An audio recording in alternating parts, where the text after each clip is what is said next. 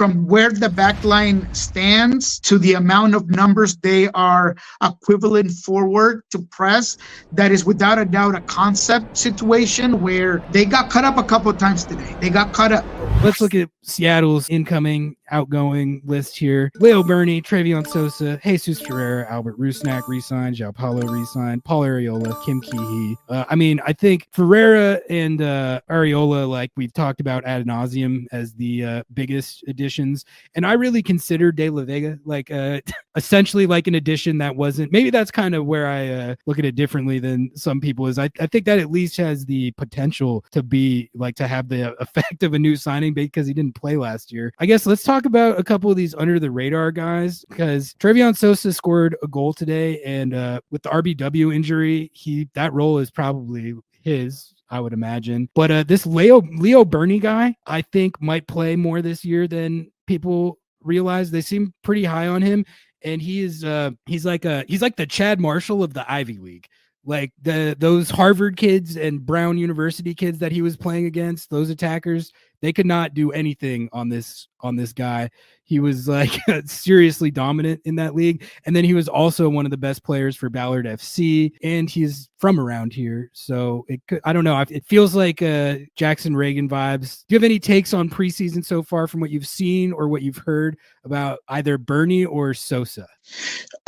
Yes. I actually disagree with Burney. I think that he'll get play time. I just think that he is the lowest guy in the totem pole when it comes to the center backs, and that includes Josh Atencio. So Yamar, Jackson, J Bell, Josh Atencio, Kim Keehee, then Burney, right? So is there going to be times where he's going to be able to get in, specifically with a Sounders team that seems to have a huge emphasis on playing with three in the back? Certainly. I think that there will be times where they'll go back to that standard 4-2-3-1, and that's when he'll once again drop even farther down in that depth chart.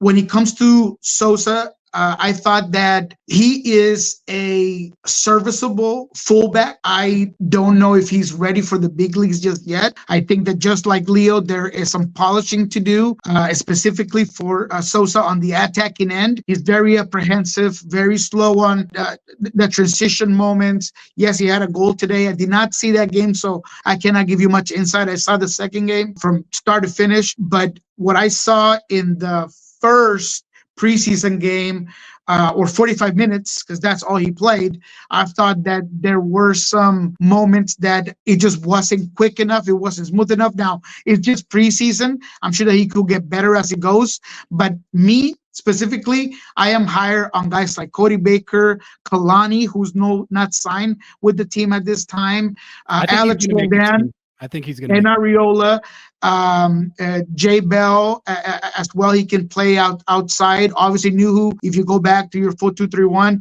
I think that there's other guys that are not Trevion that to me are more reliable to come in and just play for you. More experience. You get on and get some minutes, sure, but I feel better with any of the guys that I just mentioned. All right, we got a few questions in chat here, so let's rapid fire some of these before we get you out of here. Starting with Brando K. Niko, your pick for breakout player for the Sounders this year. You can't say Atencio at CB because we already talked about how Doyle said that. Who do you think is going to burst onto the scene this year? Woo! So none of the real big guys, right? Not Pedro, none of those guys, right? I think you can say De La Vega. You can say that. Yeah, I have De La Vega, and I'm kind of putting myself in a bad situation because if the Sounders continue to play with this three-man formation, as you saw today, the odd man out is Pedro De La Vega. But to me, he's going to have the breakout season for the Sounders, and I think that a lot, like whether he's the first choice in the first choice formation, he's going to get a lot of minutes if he's healthy. Yeah, so I like the physical component of it. I think he's in the best form we've seen him in. I think that his reads on where guys are at are, if not 3, maybe 4 seconds quicker than they were last season. A couple of the moments that he's had on transition when he's been part of the groups with Jordan Morris, with guys like Georgie, he really anticipates where they're going to be there early. So both on the distribution part as well as him breaking pressure with the ball and being a guy that's going to take you one-on-one and have defenses collapse on you, I think he's going to be one of the most influential players on the field, and therefore he's my breakout season candidate for the Sounders in 2025. He's looked actively good this preseason. He's looked actively good. It does, he's got to do it in the games, but like pretty much everything that I would want to see from him in preseason, like hoping for a bounce back breakout year, he is showing that in these games. Like, I think it's fair to say he's been the standout of camp. Most likely to plug in next to Christian if and when Obed is sold in the summer. I mean, I would say like the obvious answer there is JP, and that's why I was saying that people were kind of not that hyped on the JP, or some people I guess were not that hyped on the JP signing. I was saying like there's going to come a point in this season with all these games and tournaments and stuff where I think everyone is going to be glad that they brought JP back. And I think assuming that they do sell Obed this summer after the Club World Cup, like it probably becomes a JP and Christian double pivot as your first choice. How would you line up the double pivot? Say JP has to rotate out. How would you line up the double pivot with Christian and no Obed? It has to be Josh Atencio. I think he's the guy that comes in and gives you a lot of the things that Obed can provide you with. He likes to get on the ball. He likes to get forward. He's got the physical ability. So I think him and Christian would play off well from each other if you're having to rotate JP. I think that Burnell is a guy that they're looking at very closely that could potentially maybe play at that position. They seem really high on him. Would you agree? I would agree. Out of all the like new homegrowns coming up, it just seems like his name comes up the most. Yes.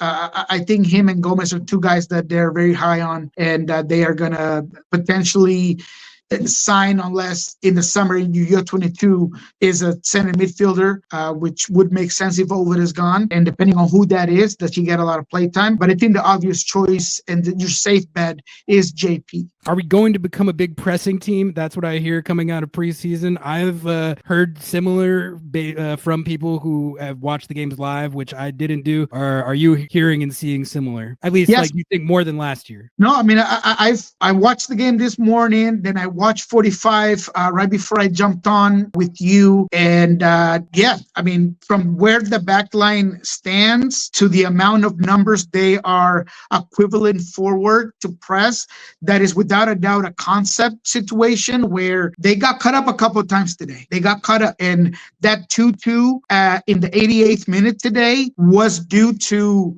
committing too many guys forward. You are unable to get what you wanted out of the press. Georgie's way too high. Yamar is out of position. He's having to track back. You're unable to correct. It's a foot race. And all of a sudden, you got a guy in the end line who makes a cross. Cody Baker and New who are fighting about who should be getting the guy making the run into that far post.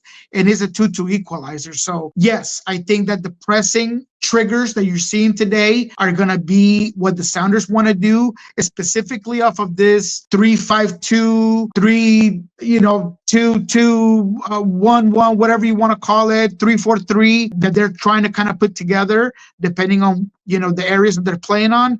I think that that's what they want to do. They're going to play with a very high line. They're going to press. They're going to try to get you to make mistakes the way they did today in the first half, but they have to be able to correct and be very disciplined, or they're going to have situations like today where somebody plays right through your press, or they beat that first line of pressure with the ball over the top, and then you find yourself in some difficult situations. But to the question, yes, I think that this team is going to be a much higher pressing team than it has been in the past. Now, Brian Smetzer, and credit to him, he is not afraid to going back to what works. So if for some reason it becomes too much of a gamble, I don't see him having any sort of reluctantness to just pull the plug and saying, let's go back to what we do best. Interesting. Yeah. I mean, I know everyone has been talking about for the last couple years how they want a more aggressive, high pressing kind of chaos ball, entertaining style, which I understand that. Like that's my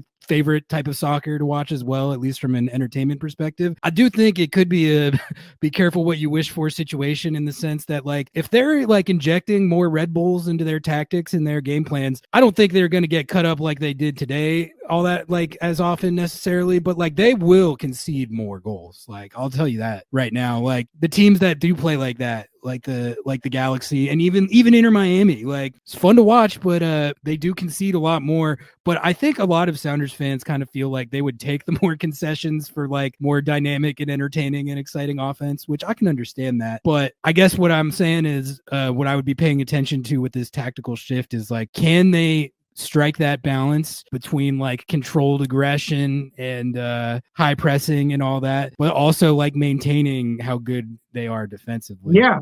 No, and it's a tough balancing act. And I think on the offensive end, under this formation, committing a lot of guys forwards has paid off. I mean, they've been able to score consistently. Today, they had a couple of opportunities that were created that should have ended in goals. I think that there are times where they play with 2 10s, with Albert and Ferreira being very free and coming back, checking in. There's a ball today where Ferreira gets it, in Sounders' own half, and he sees Jordan making a run, puts a great ball. Jordan is unable to finish, but there's a lot of movement, a lot of freedom with those midfielders, and I think that Albert and Ferreira can do a lot of those things where they can be very unpredictable on where they're going to be at. Sometimes Ferreira was very high. Sometimes he was very high. Sometimes he was right next to Jordan. Sometimes he was way back here trying to create. Offensively, I feel like they've been very aggressive as well. So I have been encouraged and pleased with at least the concepts of what they want to do, both on defense and offense. The defensive part has lacked execution, but the idea is there for what they want to do. Yeah, I mean, the offense has looked sharp. And like, I think that to me is more exciting than any concerns I have about the defense right now. But I do think that is just something to think about going into the season. I just want to talk a little bit about, today's game. And floor is yours. I definitely think that guys like Obed Vargas and Christian Roldan are going to have big seasons. I think that the understanding of what Obed wants to do is absolutely there. I think Jesus Ferreira fits in so many ways that, I didn't want to put him as my breakout player because he's one of your top signings. So that's kind of easy pickings, but I think he's going to be 11 player in the league already too. Right. So he's going to be very influential right off the bat. And I think that him and Jordan are really seeing eye to eye where they want to be. I'm a little concerned with Albert. He came off with an injury today. I believe it was the 22nd, 24th minute or so.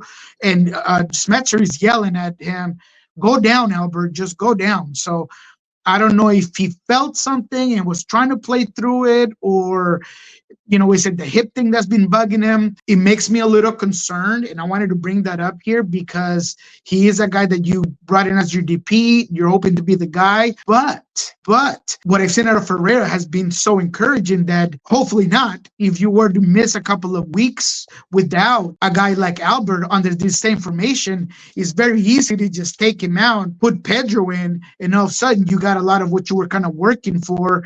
Maybe a guy that's even more dynamic and more unpredictable to the essence of what Brian wants to do, of just having a whole bunch of guys crash the box when your wing backs give you all the width, and you have a guy like Georgie that consistently gets to that end line and can make a good cross, and having a guy like Pedro that, if you saw the highlights today, because that's all we really saw from the first team, he had a couple of chances on goal, didn't quite finish, but he's in all the right spots. Good. So looked good in the right spots. I think Pedro de la Vega is a guy that gives you a lot of assurance just in case that Albert isn't quite right and might need a little bit of time off. Yeah, that chance that De La Vega had today, like if he gets in spots like that and you give him service like that, those will start turning into goals. I think his movement it just looks so much more like crisp and confident, and like it's like he's figured out like the tendencies of the guys he's playing with a lot more, so he can get into those spots easier. Niko and I are planning on going live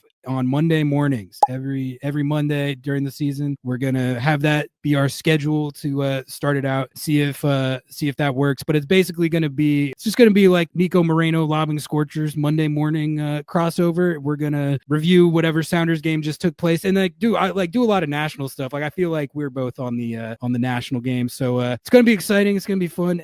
Mondays at 8 a.m. is the plan right now. So definitely stay tuned for that. I'm excited to get that rolling. I think we're gonna have a good season of content. See if that works. But it's basically gonna be like Niko Moreno Lobbing Scorchers Monday morning crossover. We're gonna review whatever Sounders game just took place, and do a lot of national stuff. Like I feel like we're both on the national game, so it's gonna be exciting. It's gonna be fun. Mondays at 8 a.m. is the plan right now. So definitely stay tuned for that. I'm excited to get that rolling. I think we're gonna have a good season of content.